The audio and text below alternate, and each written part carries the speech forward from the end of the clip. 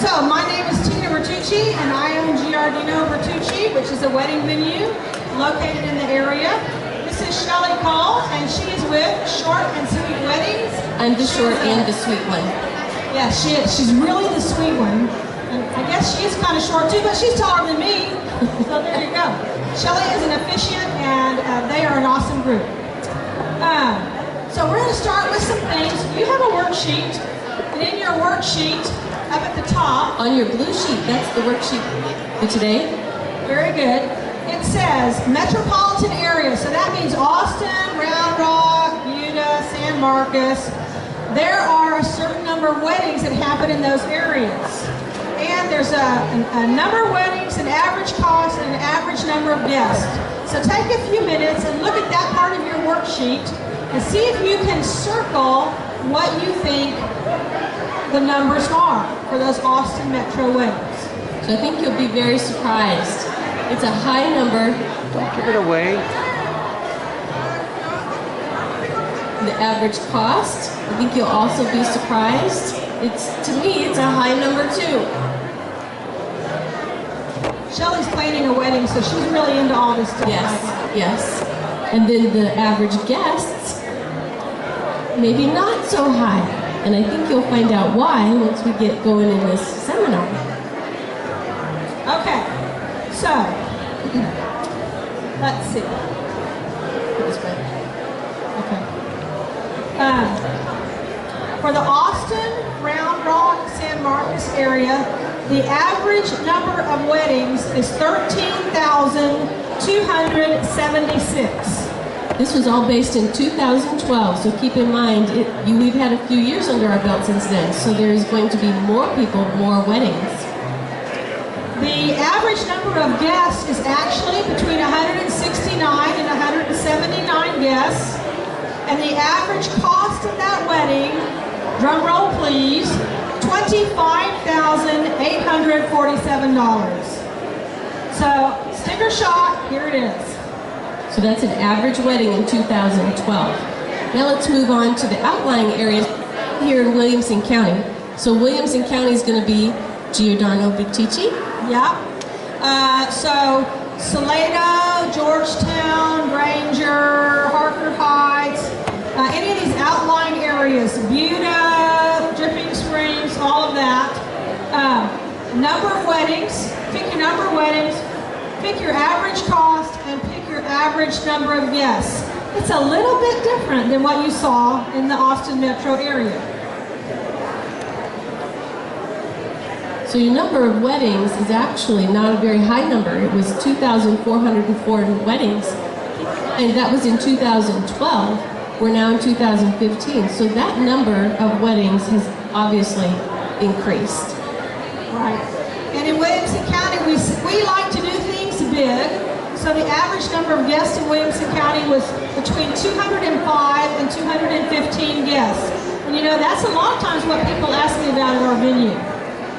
205 guests really isn't out of the norm anymore. That's how many people think are good. Now, with that number of guests, which obviously means your cost went up, and it went up considerably. So now you are averaging a $30,390 wedding for a one-day event. Think of that. So that's really a lot to think about. Just 50 more guests increase your price about $4,500 to $5,000. So we're not going to have you drag out your calculators, but I would say take a calculator and take that cost and divide it by the number of guests to figure out what the actual cost per guest is. I think it came out to somewhere around $50, right? The top number? Yeah. Actually, if you divided that out, your guests each cost you $152.94, and that's per guest. So let's say that again. Per guest, $152. Now your caterer is going to tell they charge you maybe a per head price, but this is your overall wedding budget, and you're dividing it by how many guests you actually have come. So this information that we provided to you today comes from the wedding report, which can be found online. Now, these figures also include the cost of your rings and the cost of your honeymoon. So if you know that that's not something you're looking at right now, then those numbers will change. What you got to remember, ladies and gentlemen, is that your wedding started when you went ring shopping. Bottom line is, it's all about the money. On the worksheet, one of the things I want you to do is take a few minutes and rank the order of wedding planning elements. That's in the very middle section here. So what's most important to you? Where it should be held? Is it inside, outside, on the lake? Is it going to be at your house? Are you going to rent a venue? Who are you going to invite? And how many people are you going to invite? Are you going to have all of your extended family? In my family, that's like 100 people, just my family. Are you going to invite friends from work? Now, in my family, there's lots of kids, so are you going to invite all the children too? Those are questions that you need to ask and things that you need to be thinking about. If you go with the theme for your wedding, is that a really high priority to you for planning your budget? Are you going to sink a lot of money into having, say, a country-themed wedding, or maybe a bohemian outdoor pasture in the fields type of wedding? Are you ready to sink that much money? Is that your priority? And you know what? For some of our brides, that is the priority, that they want to have lights everywhere and lace everywhere and jewels everywhere. And that's okay too. You just got to keep that in mind. You also got to think about, what are you going to eat? Are you going to eat barbecue? Are you going to eat buffet? Are you going to have a plated meal served to your guests? Are you going to eat Italian? And then your honeymoon. Don't forget, that's part of your wedding too. Are you going to go on the honeymoon right afterwards? How much money are you going to have? Do you want to include that in your original budget price, or are you going to just basically go on a honeymoon with what you have left over? Now, these elements are really in an order of priority according to you, but actually there is one right answer. Your number one answer should be who and how many to invite when you are planning your budget.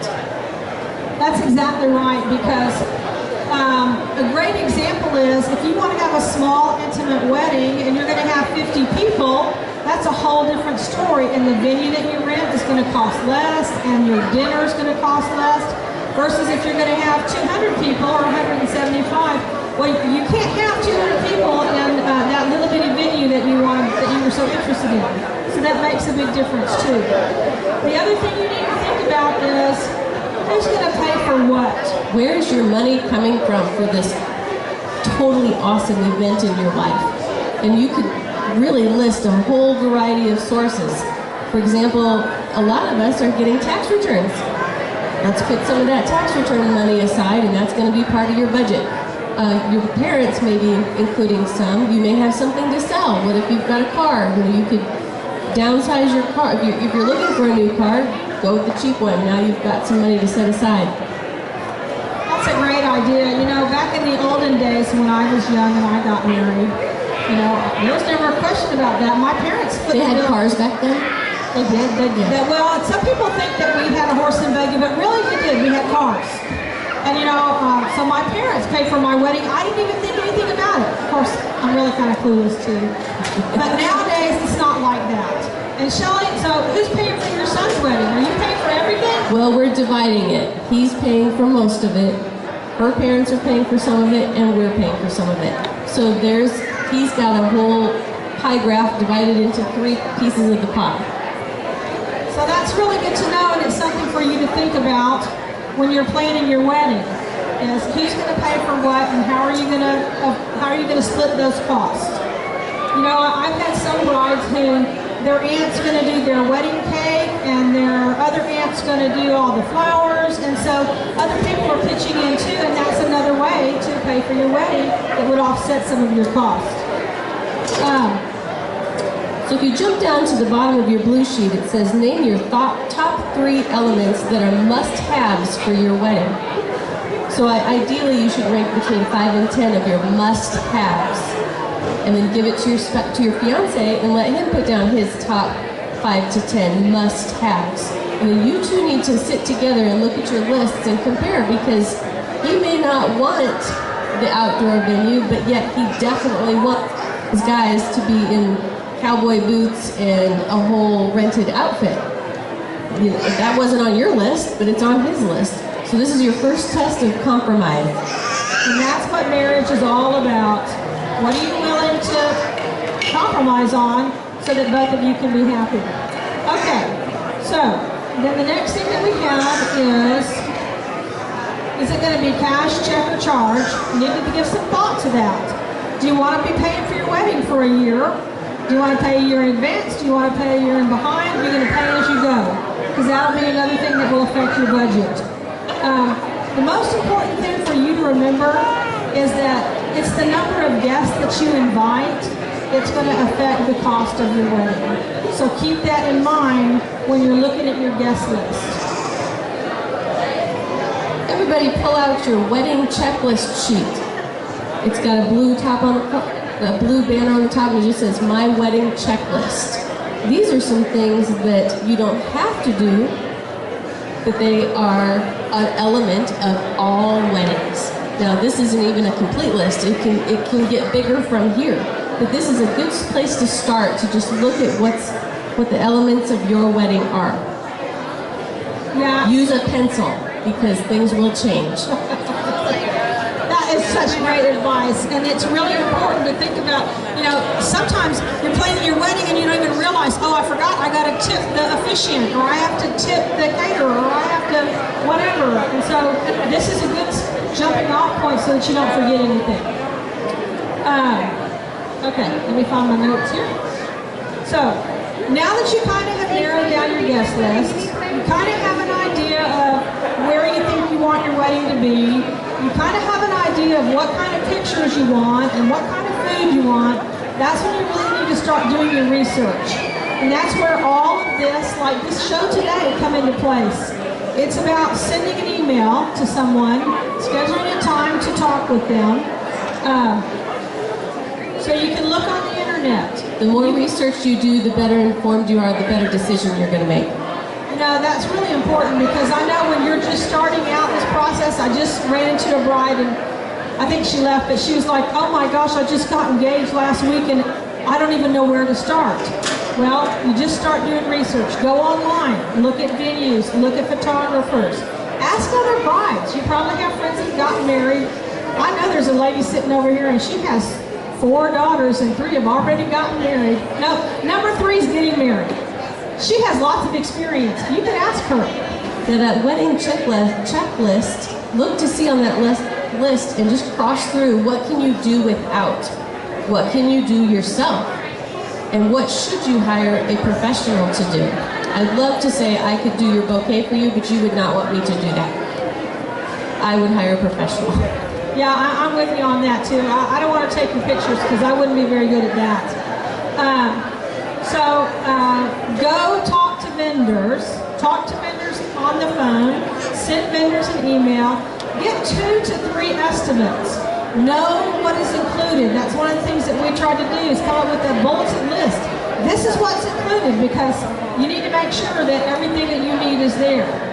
On your wedding checklist and also on the budget page that we gave you, you can make some notes. Here's one of the things that I can share with you too, is when you're doing that research and you're talking to those vendors, don't go up to them and say, okay, what's the cheapest you'll give me? You know, but go up to them and say, this is my budget. I would like for you to be my blank. And then ask them, what can we do so that we can work together to make this happen?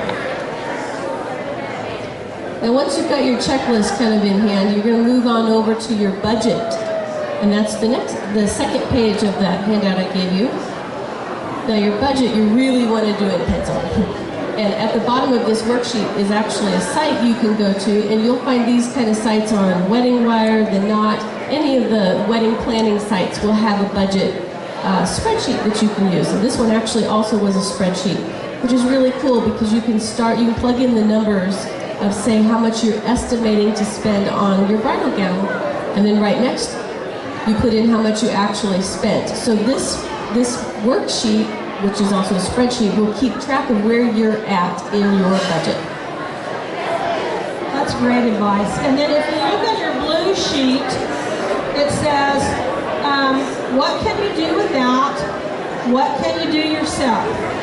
what should you hire professionals to do? And then the next line, and I love this part because it says, how much willpower do you have to stick to your budget? So if you don't have much, like me, you better choose your top 3, and you better set those as your highest priority, and you better buy those first. Because if you're like me, you're going to run out of money. And then that margarita machine that was my top priority, now I can't afford. So prioritize your list and get the most important things first. Again, keep with this budget and be prepared that you're probably going to have to knock some things off your list that you thought you really needed or that were really important to you, or you're going to have to get funds from another source to pay for that. So there are 4 things that most people forget, according to the Bride Guide. The top 4 things that people forget to budget for. Are you ready? I don't know. Okay. The first one people forget to budget for is gratuities and tips. Believe it or not, some of your people do go above and beyond, and they really hope to be tipped. It's not an industry standard like tipping at a restaurant, but it is a very nice practice to do. Okay, what else? Also, sales tax and service charges. Did you know you're going to get taxed on the liquor that you bought at the bar that night? Did you know that there's also a service charge, maybe for some of the materials that you brought in? You need to find out what is the sales tax and service charge on all of your items. Oh, I haven't even thought about that. I know, see, you didn't budget for it. So what else is there? Overtime costs. Okay, I think my wedding's gonna last until midnight. But at midnight, we're still going strong. The DJ gives you the nod. Yep, I'll stay extra. $100 an hour. Did you know you're getting charged for that extra? So the venue has to stay open extra. They have to bring in extra people just for overtime costs, and you didn't budget for that. Okay, now I'm in shock. What's the last thing? The last thing is your post-wedding to-dos. So what are you going to do with that wedding gown? You got to get it cleaned. You got to get it preserved. Yeah. How about thank you cards? Did you budget for the postage to send out all your thank you cards? Did you even buy thank you cards? Yeah. No, I didn't buy those. Yeah. I mean, I really have to send a thank you note. You do. Yeah, that's etiquette. Okay, I'll do it. And the last thing people forget, which is one of their post-wedding to-dos, is those wedding photos. Because you know what? You're going to get them back, and they're going to be awesome. And you're going to be like, oh, honey, please buy this one. Can we buy this one? Oh, my grandma loves this one. And now all of a sudden, you've got a budget catastrophe. Yes. And I happen to know about that because I have some grandbaby pictures that, oh my goodness. You can't live without, no, right? I couldn't. I couldn't eliminate one out of like 20 pictures. Not one. So I get that part. Yeah. So to conclude, what is the biggest factor of budgeting for your wedding? That is the number of guests that you're going to have. So it's not how expensive my flowers are or how expensive my catering is. It really all comes down to how many people are you going to have on your guest list. So what you got to know is, don't book anything until you have a solid number on your guest list and a solid number on your budget. We'd like to give a little bit of thanks to some people who have helped us out. I want to throw something in there real quick about your guest list. It's going to be important too for you to think ahead of time, what is your policy about inviting someone and then having a +1. Think about that. The people you invited, your nephew, he's probably going to bring his girlfriend. Your neighbor who you love didn't even think about, they're probably going to bring their kids. So now your guest list just increased by four more people. So be thinking about that +1. That's a really important thing to think about. So down at the bottom of your sheet, it just has a list of our resources, people and places where we went to get our information. Here to help, wedding planning, weddingwire.com, the bride guide, and vertex42.com. So thanks for being here today. And most of all, ladies, good luck as you plan your wedding. There are a lot of great vendors out there who are professionals, and they are here to help you if you will sit down and chat with them. All right, congratulations and thanks for coming. And you two have winners. You've got packages up here.